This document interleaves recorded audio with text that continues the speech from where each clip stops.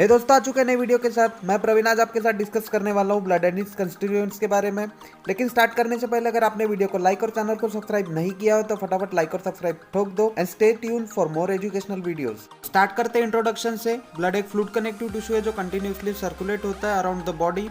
ये constant communication बना के रखता है टिश्यूज के बीच में और ये ट्रांसपोर्ट करता है कुछ चीजें जिसमें इंक्लूडेड रहते हैं oxygen, nutrients, heat, hormones, productive substances and clotting factors. Blood बना रहता है क्लियर सर्कुलर वाटरी फ्लूइड से जिसे हम प्लाज्मा बोलते हैं और बाकी ब्लड सेल्स से।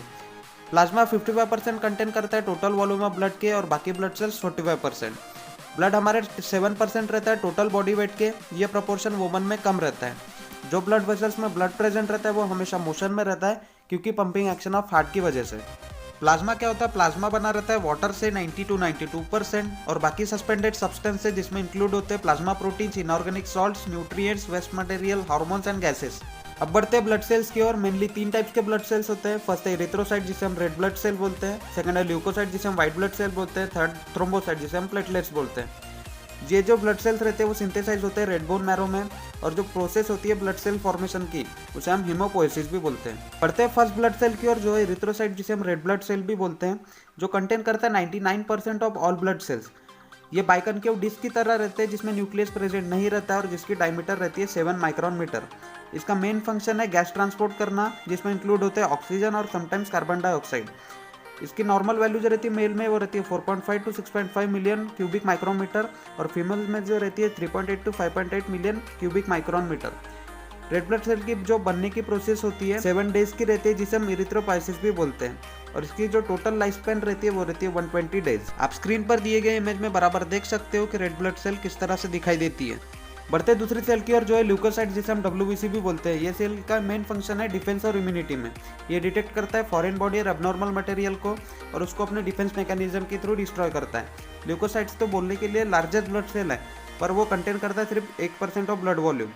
इसमें न्यूक्लिया भी प्रेजेंट रहते हैं और ग्रैन्यूल्स प्रेजेंट रहते हैं इसके साइटोप्लाज्म में। मेनली 2 टाइप्स के होते हैं ल्यूकोसाइट्स जिसमें फर्स्ट है ग्रैनुलोसाइट्स और सेकंड है अग्रैनुलोसाइट्स।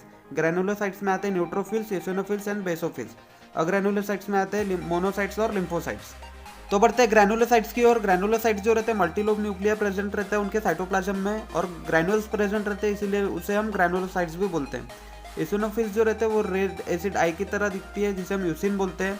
बेसोफिल्स जो रहता है वो अल्कलाइन मिथिलीन ब्लू की तरह दिखता है और न्यूट्रोफिल्स जो रहता है वो पर्पल रहता है क्योंकि उसमें 2 डाइस प्रेजेंट रहती है। तो फर्स्ट देखते हैं न्यूट्रोफिल्स। ये एक स्मॉल फास्ट एक्टिव स्कैवेंजर है जो प्रोटेक्ट करता है बॉडी को बैक्टीरियल इन्फेक्शन की अगेंस्ट और डेब्रिस के अगेंस्ट। ये एंगल्फ करता है और किल करता है बैक्टीरिया को बाय द प्रोसेस, उसे हम फैगोसाइटोसिस बोलते हैं। और न्यूट्रोफिल्स की जो लाइफ रहती है वो रहती है 6 to 9 hours in the blood stream. Then बढ़ते हैं इसिनोफिल्स की और इसिनोफिल्स फैगोसाइटोसिस के काबिल तो रहते हैं पर वो लेस एक्टिव रहते हैं न्यूट्रोफिल्स से। ये एक स्पेशलाइज्ड रोल अदा करते हैं जो कि एलिमिनेट करते हैं पैरासाइट्स को जैसे कि वर्म्स। इसिनोफिल्स का लोकल एक्युमुलेशन होता है एलर्जिक इन्फ्लामेशन में जैसे कि एस्थमेटिक एयरवे और स्किन एलर्जी। देन देखते हैं बेसोफिल्स। बेसोफिल्स जो रहते हैं क्लोजली एसोसिएटेड रहते हैं एलर्जिक रिएक्शन से। इनके साइटोप्लाज्म में ग्रैन्यूल्स प्रेजेंट रहते हैं विथ हेपेरिन जो एक एंटीकोगुलेंट एजेंट है और हिस्टामाइन जो एक एंटी इन्फ्लामेटरी एजेंट है और अदर सब्सटेंसेस भी पाए जाते हैं जो इन्फ्लामेशन प्रमोट करते हैं। एक सेल रहती है जो एक सिमिलर रहती है बिल्कुल बेसोफिल्स से लेकिन वो टिश्यूज में पाई जाती है, सर्कुलेशन में नहीं, जिसे हम मास्ट सेल भी बोलते हैं। देन बढ़ते हैं अग्रैनुलोसाइट की और जो WBC का दूसरा पार्ट है। ये डिवाइड होता है 2 पार्ट्स में जिसे मोनोसाइट और लिम्फोसाइट बोलते हैं। ये कंटेन करते हैं 20 to 25% of total leucocyte count. इनमें लार्ज न्यूक्लियस प्रेजेंट रहता है और साइटोप्लाज्मिक ग्रैन्यूल्स प्रेजेंट नहीं रहते हैं। फर्स्ट देखते हैं मोनोसाइट। मोनोसाइट जो रहता है लार्जेस्ट WBC है जो सर्कुलेट होता है ब्लड में।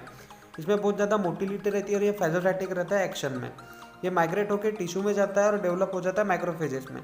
माइक्रोफेजेस जो रहते हैं वो बहुत ज़्यादा इंपॉर्टेंट फंक्शन प्रोड्यूस करते हैं इन्फ्लामेशन और इम्यूनिटी में। देन देखते हैं लिम्फोसाइट। लिम्फोसाइट जो रहते हैं स्मॉलर रहते हैं मोनोसाइट से पर इनमें भी लार्ज न्यूक्लियस प्रेजेंट रहता है। ये भी ब्लड में सर्कुलेट होते हैं और फाउंड होते हैं टिश्यूज़ में। ये लिम्फ टिश्यूज में भी देखा जाते हैं और लिम्फ नोड में और स्प्लीन में भी देखे जाते हैं। जो लिम्फोसाइट रहते हैं वो ओरिजिनेट होते हैं स्टेम सेल से और डेवलप होकर 2 डिस्टिंक्ट सेल में प्रोड्यूस हो जाते हैं जिसे हम T लिम्फोसाइट और B लिम्फोसाइट बोलते हैं।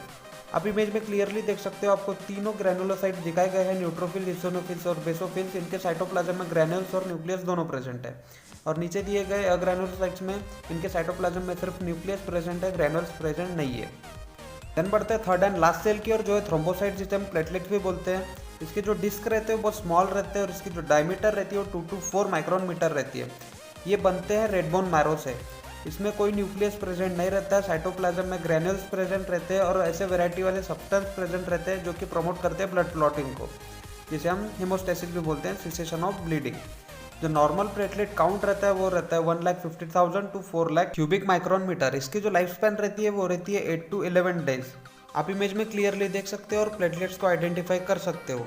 तो आज के लिए बस इतना ही। अगर आप लोगों को वीडियो पसंद आई तो वीडियो को लाइक और चैनल को सब्सक्राइब करना मत भूलना और stay tuned for more educational videos. Thanks for watching and good bye.